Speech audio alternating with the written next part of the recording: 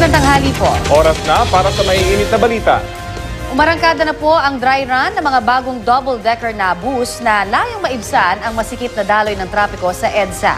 May TV, CR, libreng wifi at videoke pa ang mga double-decker bus. Layon din daw nitong mapalitan ng mga bumibiyaheng lumang bus sa EDSA at mabawasan na rin ang mahabang pila sa MRT. May ulat on the spot si Mark Salazar. Mark? Rafi, Connie, at nare-recline pa ang mga seats, ergonomic pa yung seats, at saka walang handlebars kasi bawal ang standing room. Talagang dapat ay yung comfort na pinapangako ng double-deck bus ang may patutupad sapagkat yan yung kondisyon ay binigay ng LTFRB sa mga existing ng operator at yung mga incoming, mga new players na gustong mag-invest sa mga double-deck buses. Ang mission talaga nito ay i-decongest ang ating major thoroughfare sapagkat double capacity ito, yung isang biyahe nito, kumpara sa mga ordinary buses at yung comfort na pwedeng i-offer para naman dun sa mga pasahero ng MRT na pumipila at yung mga nagtsatsaga naman sa mga bus stops. Ito kasi ay non-stop, point-to-point ang travel nito. Ang initial routes ng mga double bus, 20 buses, double-decker, ay mula sa North EDSA, sa SM, North EDSA papuntang Glorieta, at meron din manggagaling ng Trinoma, tapos papuntang Glorieta, merong Mega Mall at Ortigas to Glorieta at pabalik. Ang biyahe nito ay magsisimula ng 6 AM at matatapos ng close to midnight ang last trip. Ang problema lamang sa ngayon ay maraming hindi pa nakakaalam nitong alternatibo na ito. At medyo mas mataas ng kaunti yung pamasahe dahil for example, same route ikaw ay papunta ng Makati from North EDSA via MRT plus 30 pesos itong pamasahe ng double deck. At doble naman kung halimbawa aircon bus na ordinary at ang ordinary bus ay medyo malaki-laki, more than double ang diferensya. Pero magaan ang iyong experience dahil comfortable nga, kagaya na sinabi nyo, may sariling CR yan, meron pang bus na prototype na pinakita nila na meron pang VIP lounge na pwede kang mag-videoke, pampalipas ng stress kung halimbawa matraffic sa baba. At ito ay hindi hihinto sa mga bus stops, hindi ito kailangan pumila sa mga yellow lanes na dinadaanan ng mga buses dahil ito'y binigyan din ng special permit ng LTFRB na bumaybay sa mga lane ng private vehicles para naman ibig sabihin yung iyong biyahe ay dire-diretso at isang come-on din sa mga pasahero. Kanina sumakay kami from North EDSA going to Glorieta. Kinuha namin, rush hour yon 8 o'clock ng umaga, kinuha namin ng almost 1.5 hours yung biyahe at pabalik northbound, medyo mas mabilis-bilis na. Maganda yung experience at yung aming mga kasamang mga pasahero. Tutuwa, ang target market nito yung mga commuters na nagdadala ng sarili nilang mga kotse. Dahil habol nila yung comfort ng sarili nilang kotse, ay hindi nagdala ng kotse, sumakay na lamang sa double-deck bus at komportableng araw, maganda yung kanilang biyahe. Kahit yung mga estudyante ay sinubukan ito at sinabi na okay na yung 30 pesos plus sa kanilang pamasahe, ibabawas na lang sa pang-load sa telepono. At least ay comfortable sila at mas mabilis yung kanilang biyahe than ordinary mode of transport, Connie at Rafi. Mark, itong nakikita talaga natin napakaganda, no? Ilan ba ang ganyan klase na nasa daan na ngayon? Well, hanggang March, makakakita tayo ng 20 pa lang. Medyo konti pa lang. 20 pa lang yan at foreigners, yung operator, yung Frolich, ang unang nag-invest dyan. Pero binubuksan yan para sa mga existing operators na dahil di ba meron din programa yung LTFRB na i-phase out yung mga 15-year-old at pataas ng mga bus, yung mga bulok na hazard na. Ay ini-encourage nila yung mga operator na mag-upgrade naman at kung maaari, para makatulong naman to decongest the traffic, ay mag-double-decker bus. Ang sinasabi ng mga operator, Connie, sa tingin nila siguro daw in the first 2 years ay medyo lugi pa sila. Pero nakikita nila na kung makukuha nila yung market share nila na 1,000 to 1,500 customers a day, ay mababawi nila yung kanilang puhunan sa mga mas magagandang buses na yan. At hopefully, ang sabi ng LTFRB ay kagatin ito ng mga operator para nang gano'n naman ibigyan ng magandang biyahe naman yung mga pasahero at maibsan yung traffic sa major source. So you mean to say itong Frolich ay open na mag-supply ng bus, no? Depende na lang kung kakagatin. Ibig sabihin ba rito, bibili yung mga existing na mga bus operator sa kanila kung talagang pumatok nga ito? Hindi. Yung Frolich ay operator yan. Bali, yung mga buses nila, in-import din nila from Korea. Operator yan na bumibili rin ng bus sa labas. Okay. Na pwedeng gawin ng mga existing operator din kung gusto nila mag-upgrade ng mga bus. But na, not through them. Not through them. Not to them. They don't sell buses. Okay. Bumibili rin sila ng bus sa labas. Sila yung operator ng bus line. So, ibig sabihin lang parang gusto ba nila ng kakompetensya pa kaya? Kasi hinihikayat din nila, no? Pero in the meantime, Mark, habang nandyan itong 20 buses, napakalapad no? Hindi pa naman natatanggal yung mga luma at sira-sira ng mga bus ngayon pa lamang, ano? Nadagdagan pa rito. Ang sabi ni Chairman Hines, Connie, LTFRB Chairman Winston Hines, ay so far more than 1,000 na mga old buses yung kanilang na-phase out.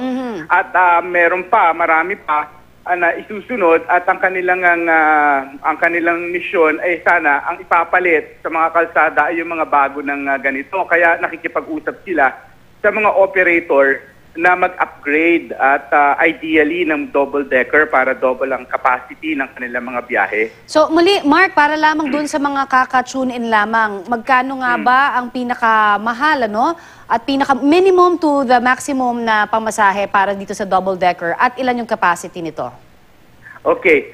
Kung halimbawa ikaw ay manggagaling ng Ortigas, so ikaw ay sasakay ng Mega Mall, papunta ka ng Makati, that's 40 pesos, Mega Mall to Makati. Yung pinakamalayong ruta na binibigay pa lang ng special permit ng LTFRB ay North EDSA, sa SM, North EDSA at sa Trinoma. Nandun yung mga pilahan nito ay 55 pesos going to Glorieta, Makati. Oh, okay. So, 40 to 55. Initially yung mga biyahe. Pero meron 8 other routes, Connie, meron manggagaling ng Fairview hanggang sa Alabang na binubuksan pa lang. Wala pang bumabiyahe rito, pero itong mga ruta na ito, ang mga prangkisa sa ruta na ito ay binubuksan na ng LTFRB sa mga interesadong operator sa mga ruta na yun. Pero sa ngayon wala pa. Para sa mga bumabiyahe sa mga ruta na yun, wala pa. Ang meron pa lang talaga yung North EDSA and napapunta na Makati and then Ortigas and Mega Mall going to Makati and back.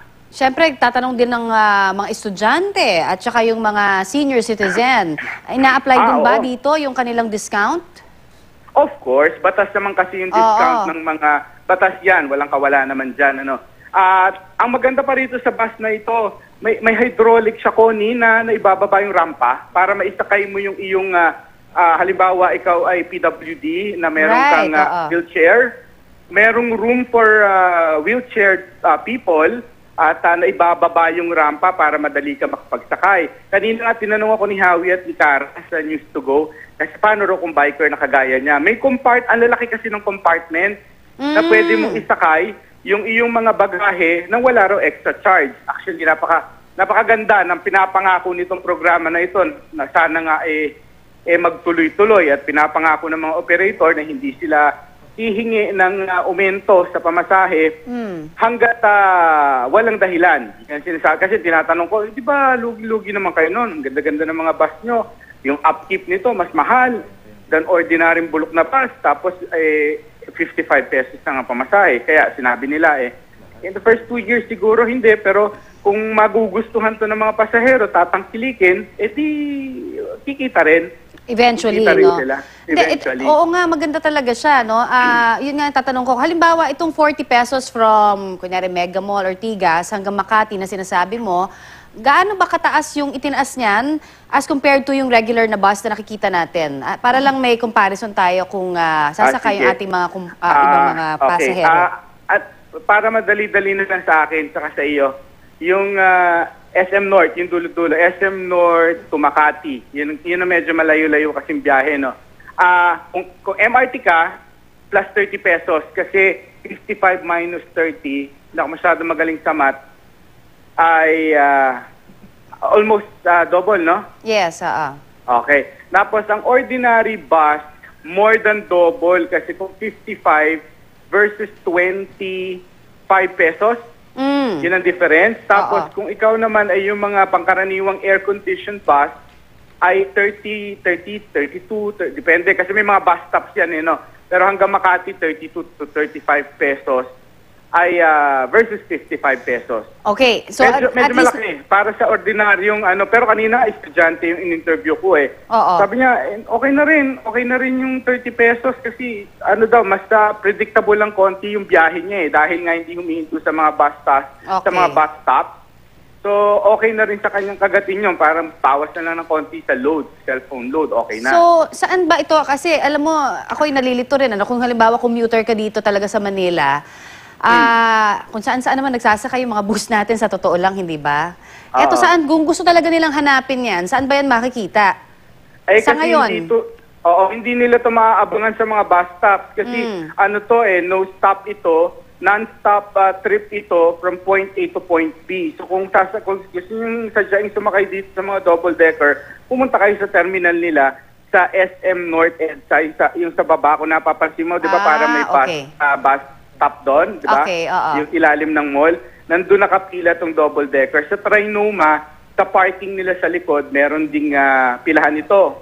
Sasadyain mo nga lang talaga doon. Tapos, ang baba mo, diretso ka ng Glorieta. Glorieta, hindi pwedeng pumara along the way dahil non-stop talaga to. At hindi rin to dadaan sa yellow lane So, pwede siya dumaan sa yellow lane, pero binibigyan din siya ng permit na dumaan din sa private cars lane. Okay.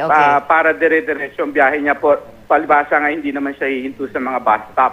Mark, dahil alam ko maganda boses mo, trinay mo ba yung videoke? Di naman Tinry ko kaya lang mga luma, mga nakakasya, wala mga Justin Bieber Yung generation ko Oo nga. Hindi kasi ako nag-wonder ako dahil alam ko mahilig ang mga Pinoy sa videoke. Pero talaga bang may kumakanta kapag ganyan? Kasi baka naman... Kaming mga medyo makakapal. Pero... Yung mga pasahero hindi, nahihiya siguro. Ewan ko, ikaw pa naman kakanta ka ba? Hindi mo naman kilala yung mga nakikinig sa'yo. yun na nga. Kaya ako tinatanong Pero anyway, added feature yung videoke, di ba? Pampasaya na rin siguro kapag inaantok yung iba at meron talagang masigasig, no? Na gusto marinig ang kanyang boses ng mundo, di ba? Ay, pero linawin ko lang din, Connie, itong pinakita kasi sa aming prototype, ito kasi pang-inganyo talaga sa mga pasahero. Ang makikita mo naman, pagka ito'y kumalat na, talagang double deck na puro seating,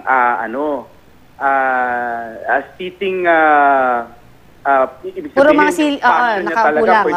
So wala yung mga ganyang added feature, you mean? Ito, pag hintayin mo sa terminal to, dahil nakalagay naman sa malaking bus na to, nakalagay, VIP Lounge. Abangan mo. Kung gusto mo mag-video habang nata-traffic, you have 1 hour and a half na mag-video doon. Pakitang gilas ka. Sige, exciting yan. Hopefully nga, talagang dumami yung mga ganitong magagandang klase, hindi kalidad, kumbaga. Para naman kahit magbayad ka ng konti, makomportable ka naman, hindi ba? Hindi ka nahaharas dahil sa usok, sa saka ibang-iba Ibang-iba, nakapag-bus ka na ba? O hindi, mayaman ka yata talaga simula dati pa. Oy, nakapag-bus na ako, ha? Ikaw talaga. Diba, ito ergonomic yung seat Oo, nare-recline. Saka may footrest. Pwede yan. Samahan mo ako, ha? Maglakwatsa tayo, Mark. Maraming salamat sa yung update na yan. Thank you, Mark. Okay.